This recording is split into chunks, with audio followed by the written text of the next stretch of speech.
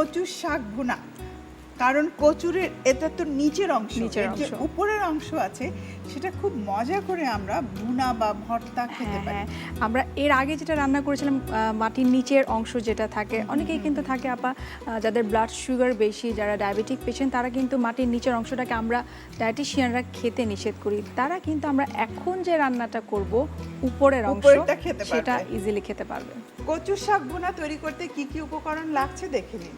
কচু শাক ভুনা উপকরণ: তেল পরিমাণ মতো, পেঁয়াজ কুচি 2 টেবিল চামচ, রসুন কিমা 1 টেবিল চামচ, তেজপাতা 1টি, এলাচ 2টি, দারুচিনি পরিমাণ মতো, লবঙ্গ 7 থেকে 8টি, হলুদ গুঁড়া সামান্য পরিমাণ, মরিচ গুঁড়া হাফ চা চামচ, ধনিয়া গুঁড়া 1 চা চামচ, জিরার গুঁড়া 2 টেবিল চামচ, পানি পরিমাণ মতো, কচু শাক 1 কাপ, লবণ স্বাদ মতো, পেঁয়াজ বেরেস্তা পরিমাণ মতো।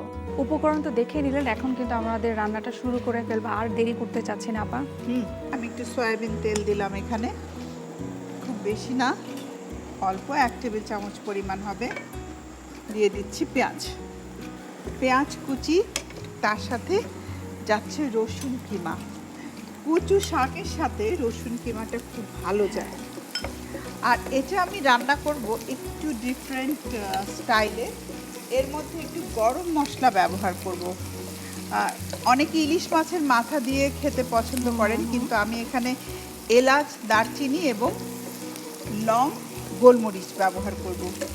মানে গরম যে মশলাগুলো আছে আমাদের, সেই মশলাগুলো মাংসে আমরা যা ব্যবহার করি তাই এখানে ইউজ করব। আর তার সাথে যাচ্ছে হলো মশলাগুলো আমি এখন নিয়ে নিচ্ছি। এখানে একটু হলুদ, সামান্য আধা চা চামচ মরিচ, একটু ধনে, একটু জিরা একসাথে করে গুলিয়ে নিচ্ছি।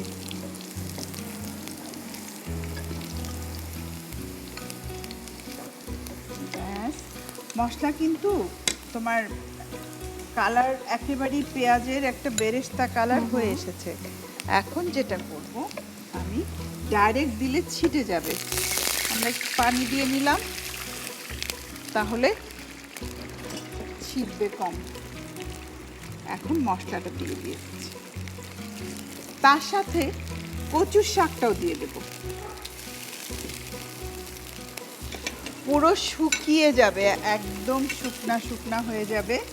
আর খোলাই রান্না করতে হবে, তাহলে কালারটা নষ্ট হয়ে যাবে। আগুনটা বাড়িয়ে দিই, তাহলে খুব একটু তাড়াতাড়ি জিনিসটা ইয়ে হয়ে যাবে।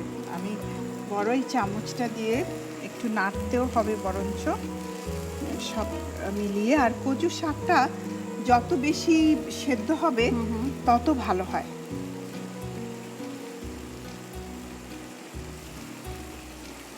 একটু ঢেকে দেব। একটা জিনিস মিস হয়ে গেছে, সেটা হলো লবণ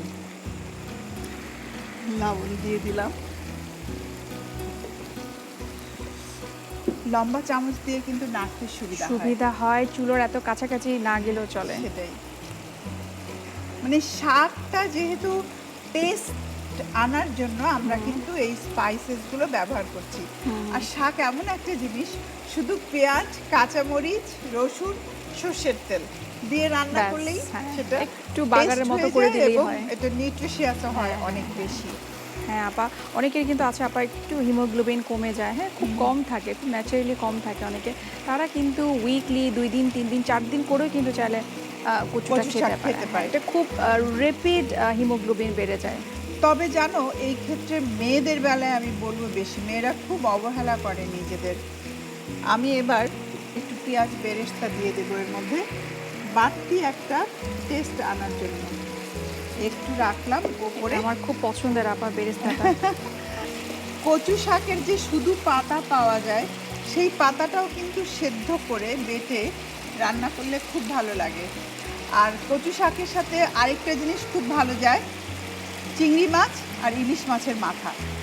খুব তুমি কি খেয়েছো ইলিশ মাছের মাথা? তুমি আমাকে অনেক আগে আপা রান্না করে দিয়েছিল, এখন তো আর ইদানিং ইলিশ মাছ তুমি আমাকে যেহেতু খাওয়াওনি। কাটা খেতে খুব একটা পছন্দ করো না, সেই জন্য তোমার জন্য এই গরম মশলা দিয়ে একটু টেস্ট চেঞ্জ করে আমি রান্না করছি। ঠিক আছে, যেই দিন আমি খুব ফ্রি থাকবো ওই দিন তুমি আমাকে অবশ্যই রান্না করে খাওয়াবে। আসলে মাথা খাওয়া কিন্তু খুব ভালো, জানো। হ্যাঁ। চাইনিজরা অনেক বেশি মাথা খায়, তারা মনে করে যে মাথা, আসলেও তাই, মাথার মধ্যে সবচাইতে বেশি মানে নিউট্রিশন থাকে, যেটা কিনা আমাদের মানে অ্যালোপেশিয়া, যেটা মানে হ্যাঁ, হ্যাঁ। মেমোরি বাড়াতে ভুলে help যাওয়া করে। যেটা, হ্যাঁ আসলে কারণ হচ্ছে যে যে ফ্যাটি অ্যাসিডের কথা আমরা বারবার বলছি, ওমেগা 3 ফ্যাটি অ্যাসিড, এটা ভেরি ইম্পর্টেন্ট আমাদের জন্য, ব্রেইন বুস্টিং এর জন্য এবং হার্টের জন্য খুব ভালো। দ্যাটস আর চাইনিজরা কিন্তু খুব চিন্তা ভাবনা করে খায়, কম খাবে বাট সেটা খুব নিউট্রিশিয়াস খাবার। আর যেমন ওরা মাংস খায় ঝোল দিয়ে, কাঠি দিয়ে টেনে টেনে মাংসগুলো খেয়ে ফেলে, ঝোলটা কিন্তু পড়ে থাকে এবং প্রচুর পরিমাণে খায় ওরা। তবে আমি একটা কথা বলবো, আমাদের বেঙ্গলি কুইজিন, বাংলাদেশি রান্না অনেক রিচ, আমার তো খুবই ভালো অনেক লাগে। জায়গায় গিয়েছো, অনেক খাবার তুমি টেস্ট সত্যি। করেছো, তুমি ভালো বলতে পারবে। আসলে আমাদের কাছে মনে হয় আমাদের বাঙালি রান্না বেস্ট। আমার কাছে তাই মনে হয়। তবে সব দেশের রান্নাই কিন্তু তার বৈশিষ্ট্য হয় কয়েকটা জিনিসের উপর ডিপেন্ড করে। ভৌগোলিক আবহাওয়া, যেমন দেখবে যে শীত প্রধান দেশে মাংস বেশি খায়, কারণ সেখানে সবজি হয় না, বরফ পড়ে থাকে। তারা কিন্তু ওই মাংসের উপরেই মিট আইটেমের উপর ডিপেন্ড মিট করে এবং মিল্ক আর পনির, চিজ এগুলো দিয়েই তারা খেয়ে বেঁচে থাকে। ঠিক আমাদের দেশেও তাই। তুমি চিটাগংয়ে যাও, দেখবে যে সামুদ্রিক মাছ বেশি খাচ্ছে। আবার উল্টো দিকে যাও, সে উল্টো খাওয়ার, যেমন রাজশাহী যাও, কালাই যেটা রুটি, অ্যাভেলেবেল যে জায়গায়। সেটাই। কচু শাক প্রায় শুকিয়ে এসেছে। আমাদের রান্নাটা কিন্তু শেষ হয়ে গেছে এবং খুব মজার গন্ধ পাচ্ছি আপা। শেষ পর্যায়ে আমরা আগুনটা শেষ হয়ে কমিয়ে গেছে, দিলাম, তুমি বন্ধ করে দাও, আমি এখন এটা সার্ভ করব। তবে একটা জিনিস কিন্তু একটু বাকি রয়ে গেছে, সেটা হলো 1 চামচ ঘি। তোমার জন্যই তো করছি, সেই জন্য। তুমি জানো আমি ঘি পছন্দ করি। হ্যাঁ, আর একটু কাঁচামরিচ দিয়ে দিলাম লাস্টে।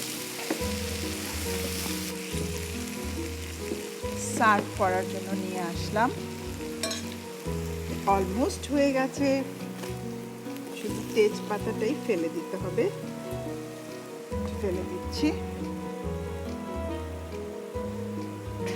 একদম ফিনিশিং এ তুমি ঘিটা দিয়েছো, এটা আমার মনে হয় টোটাল টেস্টটাকে চেঞ্জ করে ফেলেছে। পুরোই। তো পুরোটাতে ঘি না দিয়ে নামানোর আগে আমরা মাঝে মাঝে একটু খেতে পারি, এভরিডে না। স্মেল পাওয়া যায়, হ্যাঁ স্মেল পাওয়া যায়। খাবারের স্বাদ তো একটা অনেক বড় অংশ, স্বাদ এবং স্বাস্থ্য দুটোই চাই। আমি সার্ভ করে নিচ্ছি। ব্যাস। দেখো কি সুন্দর রং, একদম সবুজ সবুজ রয়ে গেছে। আমি একটু বেরেস্তা দিয়ে দিচ্ছি উপরে, ব্যাস, আর কিচ্ছুর দরকার নেই। তৈরি হয়ে গেল কচু শাক ভুনা। চলুন পুরো প্রণালীটি আরেকবার দেখে নিন। প্রথমে ফ্রাই প্যানে তেল দিন, এতে পেঁয়াজ কুচি, রসুন কুচি, তেজপাতা, এলাচ, দারুচিনি, লবঙ্গ দিয়ে ভাজতে থাকুন। এবার অন্য একটি পাত্রে হলুদ গুঁড়া, মরিচ গুঁড়া, ধনিয়া গুঁড়া, জিরার গুঁড়া ও পানি দিয়ে ভালোভাবে গুলিয়ে নিন। গুলানো মশলাগুলো ফ্রাই প্যানে ঢেলে দিন। এতে কচু শাক ও লবণ দিয়ে রান্না করুন।